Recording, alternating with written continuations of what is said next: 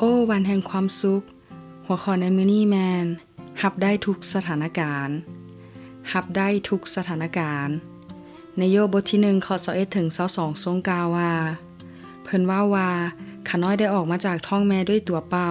และข้าน้อยก็จะจากโลกไปด้วยตัวเปล่าพระเจ้ายาเวได้โพดให้และพระเจ้ายาเวได้เอาขึ้นไป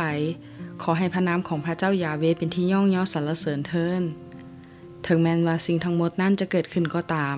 แต่โยบก็บ่ได้เฮ็ดบาปโดยกล่าวโทษพระเจ้าแต่อย่างใดเลยพระเจ้าใช้ความทุกข์ยากเพื่อดึงเอาความเชื่อของเฮาที่มีอยู่นั่นออกมาใช้และเฮ็ดให้เข้มแข็งขึ้นคือกับโยบที่พบพายุแห่งความทุกข์ยากโจมตีจนสูญเสียทุกอย่างไป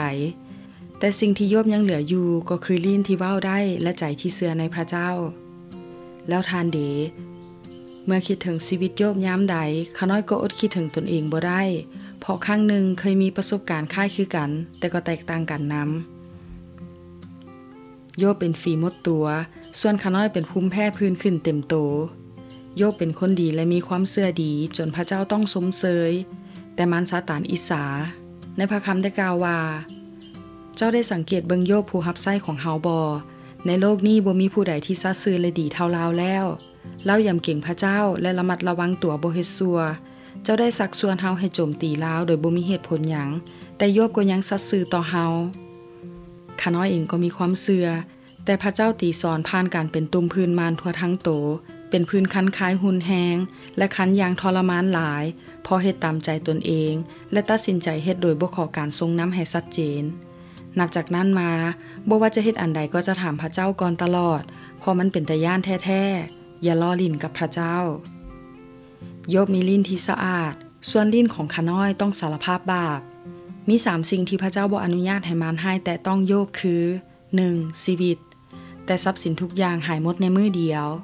2. เมียยังอยู่แต่ลูกทุกคนตายหมดในมื้อเดียว 3. ลิ้นยังปกติแต่ทั่วทั้งโตแต่หัวฮอดปลายตีนเป็นฝีโยบก็เลยใช้ลิ้นนั่นเป็นอาวุธต่อสู้ด้วยการอธิษฐานในที่สุดโยบก็ชนะเมื่อข้าน้อยใช้ลิ้นสารภาพบาปแล้วอาการพื้นนั่นก็กลายเป็นปกติดี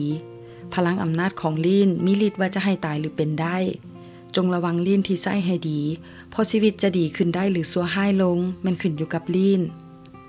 วันนี้เมื่อพระเจ้าให้ของดีแก่เฮาก็รับไว้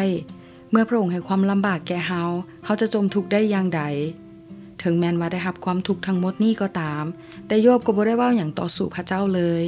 เฮาก็ควรเฮ็ดคือกันกับโยบและจะบ่ปล่อยให้คนที่มีความคิดคือเมียของโยบคือคนที่บ่มีความเชื่อมาใส่ความคิดและเป่าคำเว้าที่มีพิษเข้าใส่ว่าจงเซาเชื่อพระเจ้า